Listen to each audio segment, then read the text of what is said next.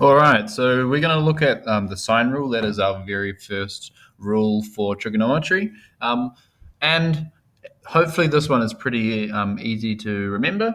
Now remember, for most internals to pass, to get achieved, you need to show two skills. So this is one formula that if we show it, that's great. We just need to do another one correct as well. So the sine rule, it could be either. Let's just have a look at it. I've got it over here.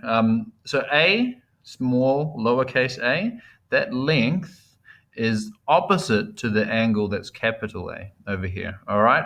So it just means that the ratio of the length to its opposite angle, and it's the sine of that angle, is equal to the same ratio. So we can have this length divided by sine of this angle, which is also equal to this length divided by sine of this angle. So you'll notice that we're not dealing with right angle triangles. These rules work for any type of triangle. All right, and just we've got two different ones, and you can sort it out depending on what type of answer you're looking for. But just like it's a ratio, if I have a boys to girls ratio, it means something very similar to if I have a girls to boys ratio. So you can switch it. You can either have length as a numerator and the sine of the angle as the denominator, or the reverse, as long as you just keep it consistent. So that's the formula. What you have to think of is opposites. Now we're going to look at these two examples, and we'll be practicing using our calculator from what we did at the start at term 1. So over here we've got an A is the angle.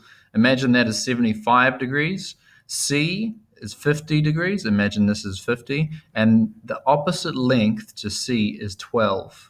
All right, and it tells us to find A. So we want to find this opposite. We know what this angle is, but we want to find this opposite length. So let's go to our handy dandy calculator. We go to equation. Now you can do this manually, and we'll take some time to do this manually as well.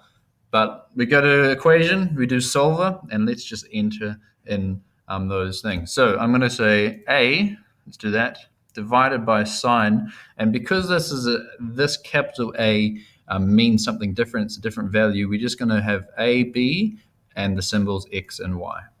All right, so I've got A divided by sine of this opposite angle is equal to B divided by its opposite angle, divided by sine, and I'll just call that Y because that's different values.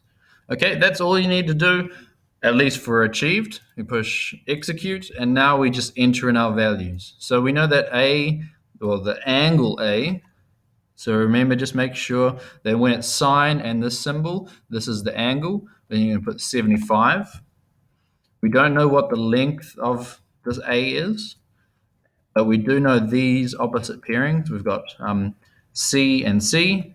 Again, it doesn't matter what those symbols are, just as long as they're consistent. I've got B divided by sine Y, so it's the opposite lengths. So I've got the length being 12 and the angle being 50. Cool. We've entered them in. Again, I've got this length divided by its opposite angle. We know that that opposite angle is 75. Then I have my other length, which is 12, divided by sine of its opposite angle, which is 50. So I go over here and I click solve, and there we go. It tells me that it's 15.1, and that's the answer right here. Good, we're on the right track. We're going to let's do the other, okay, cool. So we've done that. That's fine.